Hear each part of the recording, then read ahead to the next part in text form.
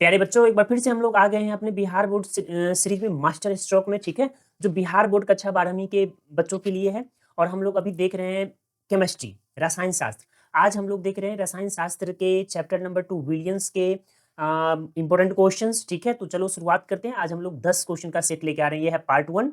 ठीक है, तो अगर आप इस चैनल पे नए हैं तो चैनल को सब्सक्राइब कर ले, साथ में बेल आइकन को जरूर प्रेस कर लेना, ताकि जो नए नए वीडियो आए उसका नोटिफिकेशन आपको मिलता रहे। और हाँ, अपने दोस्तों में इसको लाइक और शेयर जरूर कर देना।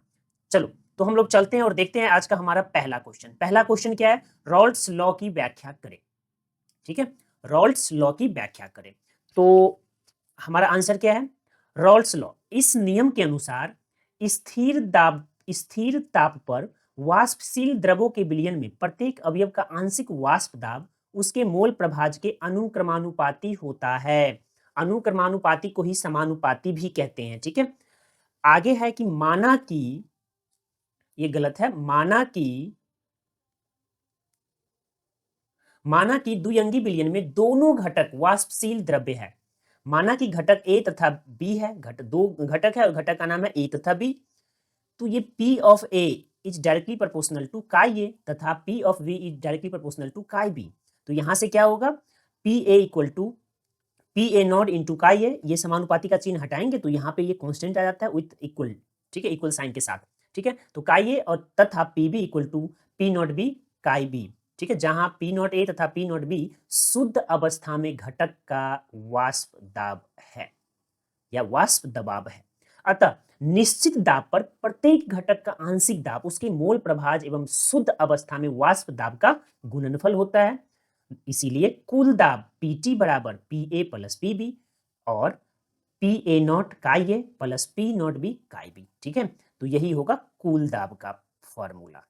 ठीक है, यही है रॉल्ट्स का नियम। ठीक है, ये मैथमेटिकल फॉर्म्स ऑफ रॉल्ट्स लॉ है। ठीक है, अब क्या हुआ था? अब हेनरी ने ना इसमें कुछ इंप्रूवमेंट किया है, तो वो क्या है वो भी देख लेते हैं। क्योंकि कभी कभी इस क्वेश्चन के साथ ना, ये क्वेश्चन वैसे आपको 2 मार्क्स में मिलेगा, 2 मार्क्स का, लेकिन कभी कभी इसे 5 मार्क्स का बना देगा हेनरी के करेक्शन के साथ, कि हेनरी ने इसमें क्या संशोधन किया, उसके साथ ये 5 नंबर का बन जाएगा। ठीक है, तो चलो अब देखते हैं हेनरी का संशोधन। तो रॉल्ट्स के नियमानुसार किसी विलयन में वाष्पशील विलय का वाष्प दाब निम्न संबंध द्वारा प्रकट करते हैं।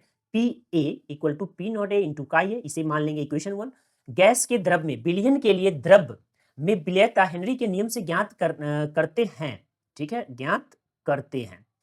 इस नियम के अनुसार पी ए इक्वल टू के एच, ये कांस्टेंट है, और एच फॉर हेनरी, तो ये हेनरी कांस्टेंट है, इंटू काई ए, ये है इक्वेशन नंबर 2। अब समीकरण ए और 2 को तुलना करने पर हम पाते हैं कि वाष्पशील घटक या गैस का वाष्प दाब उसके मोल प्रभाज, वाष्पशील घटक या गैस का वाष्प दाब उनके मोल प्रभाज के समानुपाती होता है। अतः रॉल्ट्स लॉ हेनरी लॉ का ही विशेष परिस्थिति है।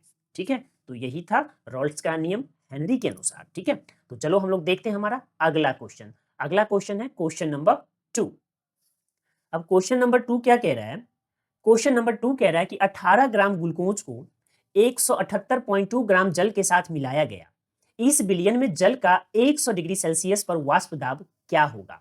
तो देखिए, इसके जो उत्तर बनेंगे, उत्तर में हम क्या लिखते हैं? सबसे पहले न्यूमेरिकल कभी भी सॉल्व करना तो जो दे रखा है उसे लिखते हैं। तो दिया गया है जल का 100 डिग्री पर दाब, तो इसे पी नॉट लिखेंगे, और ये होता है 760 mm, ये आपको पता ही है। उसके बाद मोल ये है n इक्वल टू 18/180, तो ये कितना हो गया? 0.1, और कैपिटल N बराबर 178.2 बाई में 18, तो ये हो गया 9.9।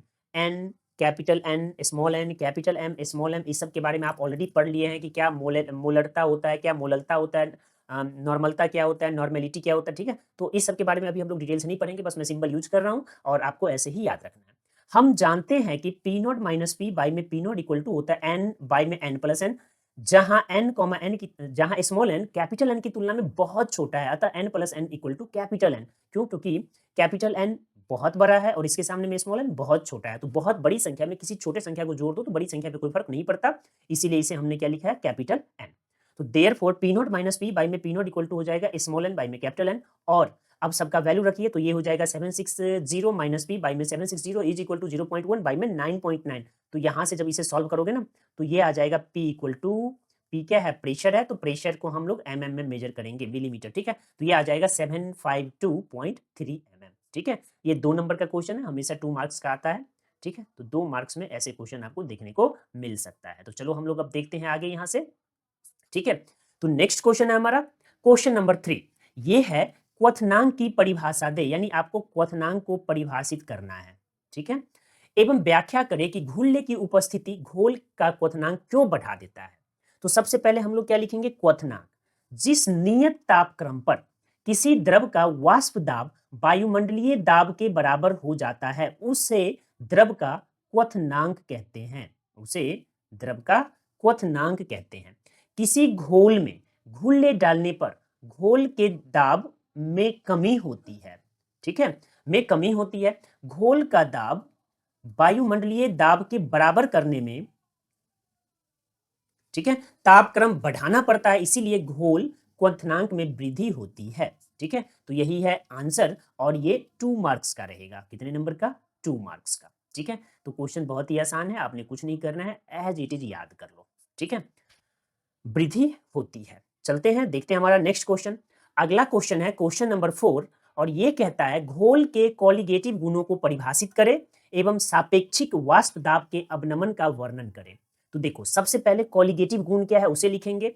तो किसी घोल का वह गुण जो घुलने कणों की संख्या पर निर्भर करता है, उसके प्रकृति पर नहीं, उसे घोल का कॉलिगेटिव गुण कहते हैं, ठीक है। नॉर्मल कॉलिगेटिव गुणों को संतुष्ट करने वाले शर्तें, पहला क्या है, घुलने उड़नशील नहीं होना चाहिए। दूसरा, घुलने विखंडनीय और संघनित नहीं होने चाहिए, संघनित नहीं होने चाहिए, ठीक है। और इसके उदाहरण, तो वाष्प दाब का अवनमन, क्वथनांक का उन्नयन, हिमांक का अवनमन, परासरण दाब, ठीक है। अब चलते हैं आगे, वाष्प दाब का अवनमन ये क्या है। तो जब किसी घोल में अवाष्पशील, अविखंडनीय एवं संघनित होने वाले घुलने मिलाया जाता है तो तब क्या होता है, घोल के सतहीय क्षेत्रफल घट जाता है, जिससे वाष्पित होने वाले अणुओं की संख्या घट जाती है, यानी वेपर प्रेशर डायरेक्टली प्रोपोर्शनल होगा सतहीय क्षेत्रफल के, ठीक है। दूसरा क्या है, घोल का घनत्व बढ़ जाता है, जिसके कारण घोल के घोलक का वाष्पित होने का दर घट जाता है, इसीलिए घोल के वाष्प दाब में घोलक की अपेक्षा कमी होती है। शुद्ध घोल का वाष्प दाब बराबर पी नॉट, घोल का वाष्प दाब पीएस, घोल के वाष्प दाब में कमी तो P not minus P S, घोल के वाष्प दाब में सापेक्षिक कमी तो P not minus P S by P पी नॉट, और रॉल्ट के नियमानुसार P not minus P S by P पी नॉट घोलने के मूल प्रभाज, ये बराबर होता है घुलने का मूल प्रभाज, ठीक है। तो यही है क्वेश्चन नंबर 4 का कहानी। अब हम लोग चलते हैं और देखते हैं क्वेश्चन नंबर 5। क्वेश्चन नंबर 5 क्या है, ये 2 नंबर का क्वेश्चन है, कितने नंबर का, 2 मार्क्स का। ये क्या कहता है, ठीक है। तो ये कह रहा है कि जब कोलाइडल घोल से प्रकाश प्रवाहित किया जाता है तो रास्ता टेढ़ी पैमान हो जाता है, व्याख्या करें, ठीक है। तो जब किसी घोल से प्रकाश की धारा प्रवाहित किया जाता है तो प्रकाश का प्रकीर्णन नहीं होता है, परंतु कोलाइडल घोल से प्रकाश प्रवाहित करने पर प्रकाश का प्रकीर्णन होता है। यह प्रभाव सर्वप्रथम टिंडल ने अध्ययन किया, टिंडल वैज्ञानिक का नाम है, उन्होंने किया था, जिसे टिंडल प्रभाव कहते हैं, जिसके कारण प्रकाश पथ टेढ़ी पैमान हो जाता है, यानी टेढ़ा हो जाता है, ठीक है। यही है कहानी क्वेश्चन नंबर 5 का, आपको बता ही दिया 2 नंबर का है। चलते हैं, देखते हैं हमारा नेक्स्ट क्वेश्चन।